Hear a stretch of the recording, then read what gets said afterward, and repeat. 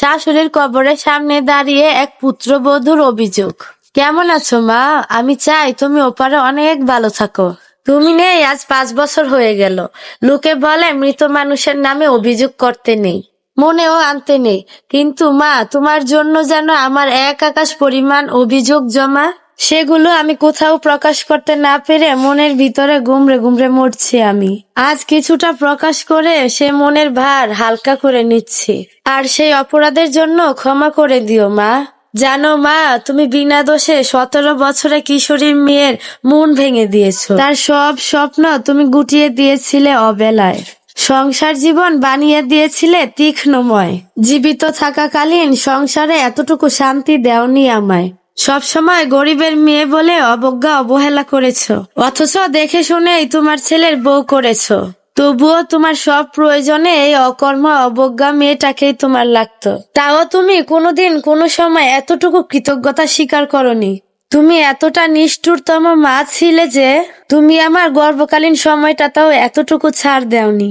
আমার গর্ভকালীন সময়টাতে তুমি আমাকে দিয়েছো এত বড় পাপের সাজা। তুমি তো আমার মনের সব রাগ উগরে নিয়েছিলে, আর তোমার ছেলে ছিল নির্বাক, যা মনে করলে এখনো আমার রুহটা কেঁপে ওঠে।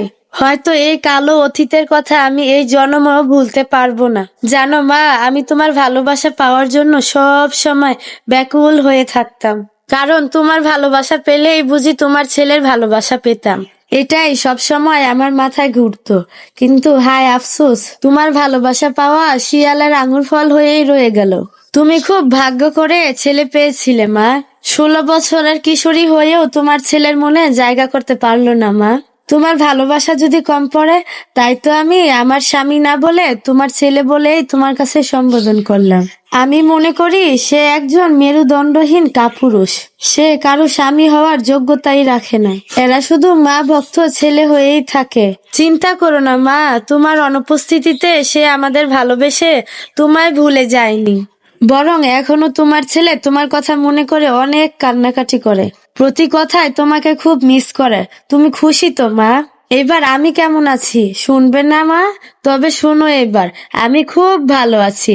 তোমাকে ছাড়া ভীষণ ভালো আছি। আমি এও জানি এই কথার পরিপ্রেক্ষিতে আমি সমাজের সবথেকে নিকৃষ্ট বউ হব। তবুও বলবো মা, তোমার মৃত্যুর পরে আমি ভীষণ ভালো আছি। তোমার মৃত্যুর কিছুদিন পরেই আমি জবটা ছেড়ে দিয়েছি। জানো মা, তোমার মৃত্যুর কয়েক বছর পরেই আমার একটা ছেলে বাবু হয়েছে। সব থেকে অবাক করার বিষয় কি জানো, আমার ছেলে দেখতে ঠিক তোমারই মতো হয়েছে। অনেক প্রার্থনার ফল আমার এই ছেলে। প্রতিদিন সৃষ্টিকর্তার কাছে অনেক প্রার্থনা করে তারপর আমি এই ছেলে পেয়েছি। কারণ কি মা জানো, আমিও ছেলে মানুষ করব। তাকে অন্ধভক্ত না বানিয়ে ঠিককে ঠিক ভুলকে ভুল শিখাবো। তাকে শুধু ভালো সন্তান নয়, তাকে এটাও শিখাবো কিভাবে ভালো স্বামী এবং ভালো বন্ধু হতে হয়। কারণ আমার মৃত্যুর পর আমার নামে যেন কারো কাছে কোনো অভিযোগ না থাকে। সন্তানকে আদর্শ মানুষ বানাবো। আমার জন্য দোয়া করো মা, আমি যেন আমার উদ্দেশ্য সফল হতে পারি। সবশেষে একটা কথাই বলবো মা, আমার কথা তুমি চিন্তা করো না।